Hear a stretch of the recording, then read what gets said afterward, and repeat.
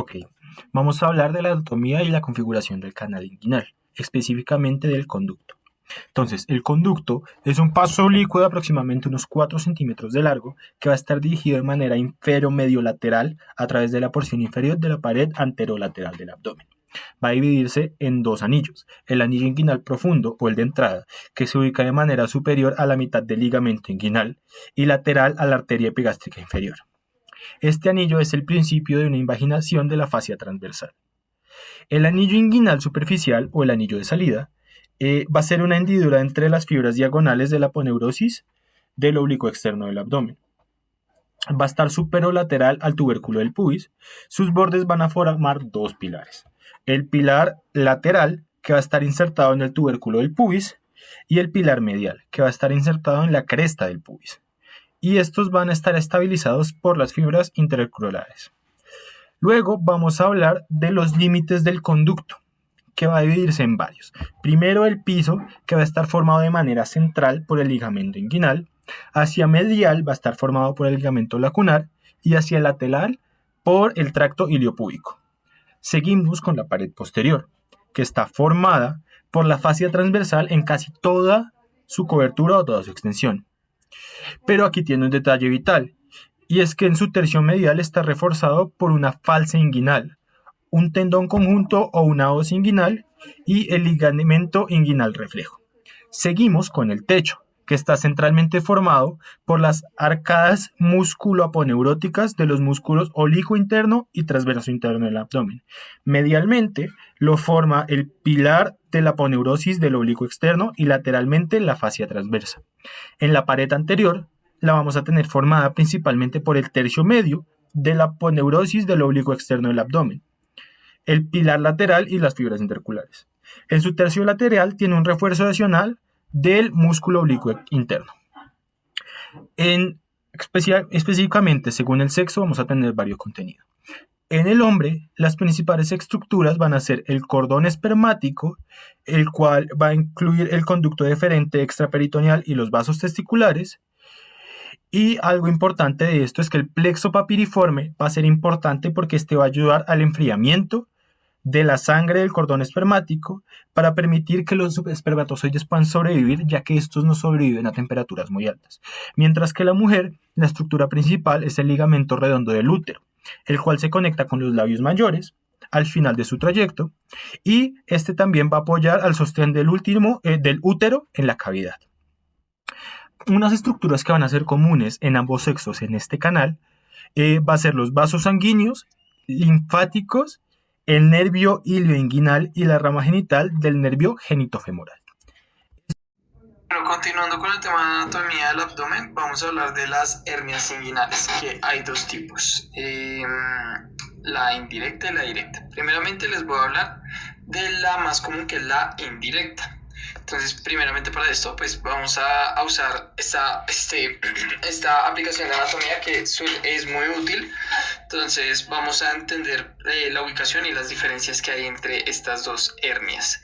Bueno, aquí vemos la aponeurosis del externo con el ligamento inguinal formando el anillo superficial. Entonces, vamos a disecarlo. Vamos a disecar el oblicuo interno también y el transverso del abdomen. Ahora vamos a generar una transparencia para explicarles dónde está el anillo profundo, que la hernia indirecta se da por una protrusión a través del anillo profundo del contenido inguinal, del conducto inguinal. Aquí no podemos ver la fascia transversalis, que es la que forma este anillo profundo, pero pues podemos ubicarla anatómicamente para más o menos entender dónde va a estar ubicada la hernia. Esa fascia va a estar posterior al ligamento inguinal, pero va a estar anterior a los vasos ilíacos externos. Entonces va a estar también un poquito más, va a estar un poquito más lateral a estos vasos. Entonces ahí se va a generar esa hernia y esa salida de contenido, que normalmente lo que va a salir ahí es intestino o epiplón o ovario en caso de la mujer. Esta pues es lateral a los vasos, como ya les había dicho. Es una anomalía congénita, entonces puede dar realmente a cualquier edad. El 75% de los casos de hernias inguinales dan por son hernias indirectas. Puede llegar a ser bilateral. a la maniobra de compresión al comprimir la hernia para para devolver su contenido al sitio, normalmente no se va a reducir al 100%. Esta tiene un mayor riesgo de estrangulación, por lo que toca hacer una reparación del conducto rápidamente, más una sacotomía. Bueno, esta fue la indirecta. Ahora vamos a disecar los vasos testiculares, pues para hablar de un espacio muy importante. Vamos a hablar de la hernia directa ahora. Pues este espacio importante es el triángulo de Hesselbach, que tiene como límites las vena ilíaca externa, arteria ilíaca externa, ese es un límite de el ligamento inguinal y el borde lateral del recto del abdomen. Ese va a generar el triángulo de Hesselbach. Por ahí va a ser la arteria, la hernia inguinal. Entonces, en este triángulo imaginario, vamos a ver que va a producirse normalmente intestino delgado.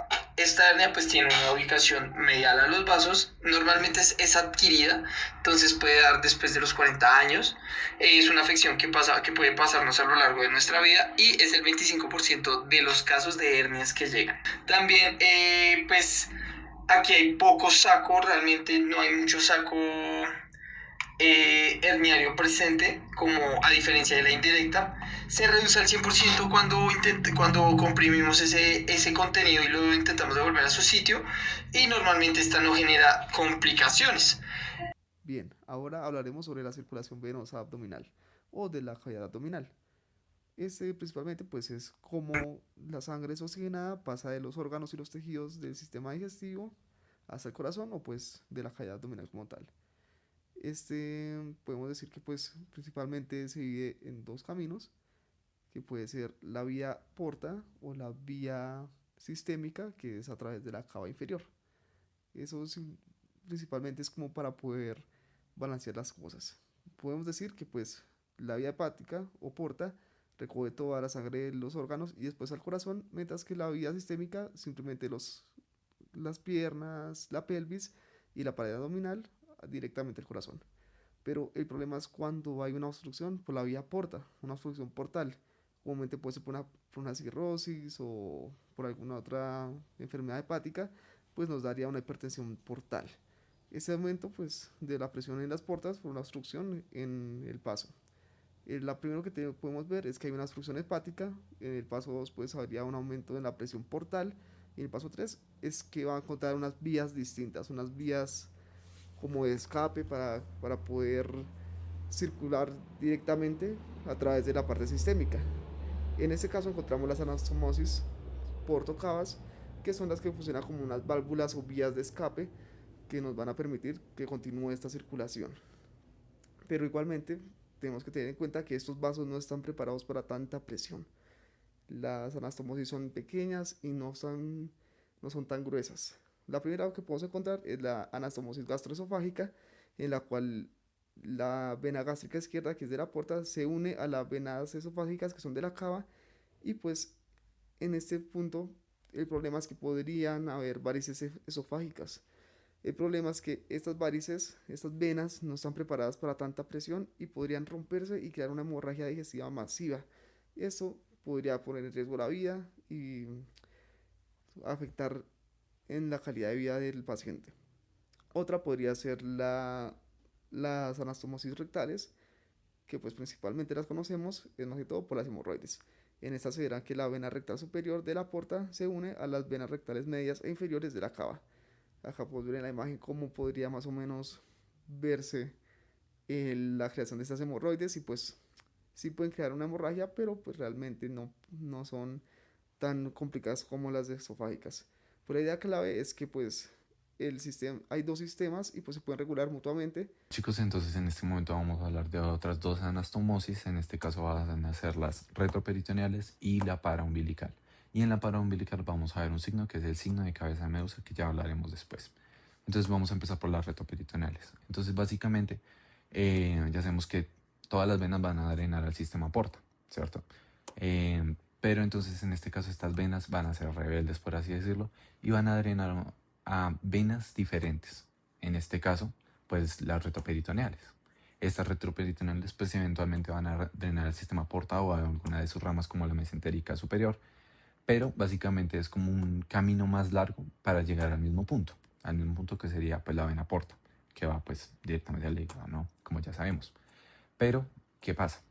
En este caso, la inspección clínica va a ser nula. ¿Por qué? Porque este es un sistema profundo, no se va a ver, a diferencia del siguiente, que es la anastomosis paraumbilical. Entonces tenemos que, en la anastomosis paraumbilical, bueno, va a haber una, así como dato, la vena umbilical. Esta vena umbilical pues era muy profundidad en el momento de pues, la etapa embrionaria, pero ya en el momento en el que uno es adulto, pues esta vena va a pasar a formar como el tendón redondo del hígado, ¿no? Entonces, el ligamento redondo del hígado, perdón. Entonces, lo que va a pasar aquí es que pues vamos a tener dos venas que se van a anastomosar. Van a ser las epigástricas superiores y las epigástricas inferiores. En el caso de las superiores, estas van a drenar a la mamaria interna, ¿no? Entonces lo que va a pasar es que estas dos anastomosan a nivel paraumbilical, de ahí el nombre. Entonces lo que va a pasar es que en el momento en el que va a haber una obstrucción de la vena porta, estas venas epigástricas superiores e inferiores se van a reperfundir y se van a ver a examen físico. Esa es la diferencia. En este caso sí se van a ver y este va a ser el signo de Medusa, que básicamente pues es como una vena varice alrededor del ombligo. Entonces ese es el signo de Medusa y listo. La última porción del intestino grueso va a comprender lo que es el recto y el conducto anal. Entonces ya sabemos que el intestino grueso como tal se divide en varias regiones. Sin embargo, estas dos últimas serían como tal las porciones terminales. Comenzando por el recto, sería la continuación del colon sigmoide que se situaría como tal en la cavidad pélvica. Se consideraría como tal un órgano retroperitoneal en sus 2/3 inferiores y a diferencia del colon, el recto no presentaría lo que son las austras ni las tenias visibles, de la misma forma que tendría en las secciones precedentes. Por otra parte, el conducto anal es el segmento final que se extiende desde el recto hasta el ano. Entonces, esta zona se va a encontrar lo que conocemos como esfínter anal interno, el cual sería el engrosamiento de la capa muscular circular interna. Ya por parte de curvaturas, el colon sigmoide, como bien ya lo sabemos, tiene una forma característica de S antes de dar el paso al recto. Entonces, ¿qué va a pasar aquí? El recto va a seguir una curvatura del sacro denominada flexura sacra y luego va a girar hacia atrás para convertirse en el conducto anal, lo que se denominaría como flexura anorrectal. En la pelvis va a ir un punto muy diferente en la pelvis masculina, debido a que se describen relaciones como lo son el fondo de saco vésico-rectal y las fosas pararectales lateralmente al recto. Entonces, ya comenzando por la parte de capas de estas dos últimas porciones, el tubo digestivo vamos a comprender como tal la misma estructura general que hemos mantenido de las 4 capas, con una única excepción importante en la capa externa, comenzando por la capa mucosa, que sería la capa interna que revestiría la luz, seguido de la capa submucosa, que sería la capa de tejido conjuntivo laxo, que contiene vasos sanguíneos linfáticos, y un punto muy importante, el plejo submucoso de Meissner, el cual va a regular las secreciones y el flujo sanguíneo. Por otro lado, tenemos la capa muscular, que aquí va a estar compuesta por una capa circular interna que ya anteriormente se dijo que se va a engrosar para formar lo que son los esfínteres, y una capa longitudinal externa. Entre ambas capas aquí se va a encontrar otro punto, otro plejo muy importante, que es el plejo mientérico de Auerbach, que va a ser el responsable de la motilidad y el peristaltismo. Ya por otra parte contamos con las capas adventicia y serosa, que funcionan de la siguiente manera, que sería que la capa serosa termina justo antes del recto, por lo que las porciones inferiores del recto estarían cubiertas principalmente por tejido conectivo denominado también la capa adventicia. Parte de irrigación, la porción distal del intestino grueso va a recibir un aporte de oxígeno principalmente de las ramas de la arteria mesentérica inferior, aunque también van a estar dadas como tal por las arterias rectales, el colon descendente y el sigmoide, extendiéndose hasta la parte terminal. Ya por el lado del drenaje venoso vamos a contar que todo el sistema digestivo va a estar dado por la vena porta hepática. Aquí las venas de esta región van a desembocar en la vena mesentérica inferior, la cual se une a la vena esplécnica para formar la vena porta. Ya por último vamos a contar con la inervación. Aquí la inervación va a estar controlada por el sistema nervioso autónomo y el sistema entérico. Comenzando por la parte del sistema autónomo, vamos a comenzar con la parasimpática. Aquí van a provenir de los nervios esplánicos pélvicos, justamente de a nivel de S2 hasta S4 a través del plejo hipogástrico inferior. Esta inervación lo que va a hacer es que va a aumentar la motilidad y relajar los esfínteres para facilitar la defecación. Por otro lado, de un lado simpático, se origina en las fibras preganglionares desde T5 hasta L2, que van a hacer sinapsis en el ganglio mesentérico inferior. Su función va a estar dada como tal para disminuir la motilidad y contraer esos esfínteres. Ya por último vamos a contar con la parte entérica. Ya hacer es como tal coordinar localmente la función digestiva